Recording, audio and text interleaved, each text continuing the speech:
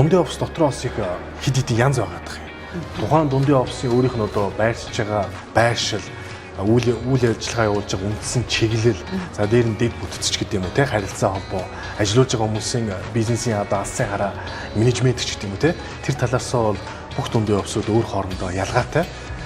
За яг хуу манай одоо энд одоо ажиллаж байгаа стартап терминалын хувьд болохоор ихэвчлэн одоо анх одоо бий болгосон зорилго маань бол гарааны бизнесүүдэд анхаарай гэж чиглэсэн. Гарааны бизнесүүд гэдэг маань өөрсдөө яг л одоо бизнесийнхаа зөв одоо голдрол чиг санааг олчихсон. Гэхдээ түүнийгээ цаашаа ингээд хөгжүүлээд аваад явхад тийм ажил хэрэгч боловч тухайн ажлыг нь одоо илүү бүтээмжтэй байлгах, түүнийг нь ажлыг ойлгох. Одоо чинь IT дээр аваад үзье л те. IT-ийн салбарын одоо нэг програмч байлаа гэхэд түүн дээр нэг веб дизайнер, маркетингийн чиглэлийн одоо мэдлэг мэдээлэл байхгүй ч болно шүү те. Тэгэхэд энэ сууж байгаа маркетингийн чиглэлийн компани хүн, консалтингийн компани хүмүүс ч юм өөр хоорондоо нэгдээд өөрсдийнхээ нэг мэддэг чаддаг зүйлүүдээр холбогдоод аль нэг төсөл дээр хамтарч ажиллах.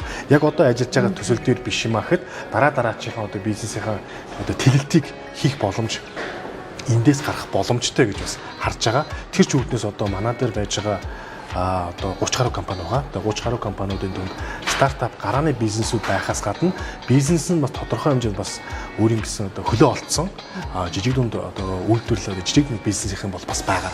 Бид нар бол яг анх зорж ирсэн зорилго маань зөвхөн одоо стартапуудаа одоо дэмжиж хамтарч ажиллаж энэ тал дээр бол ажиллая гэж зорж ирсэн боловч бизнес маань өөрөө бол тийм аюул өргөн одоо ойлголт учраас аяндаа бол одоо цааш тийм жижиг дундыг ч гэсэн дэмжин том төслүүдийн хүмүүс ч гэсэн энд ажиллах боломжтой. Яг зүгээр одоо сууж байгаа хүмүүсээ ажиглаад хахад их олон янз байна л та.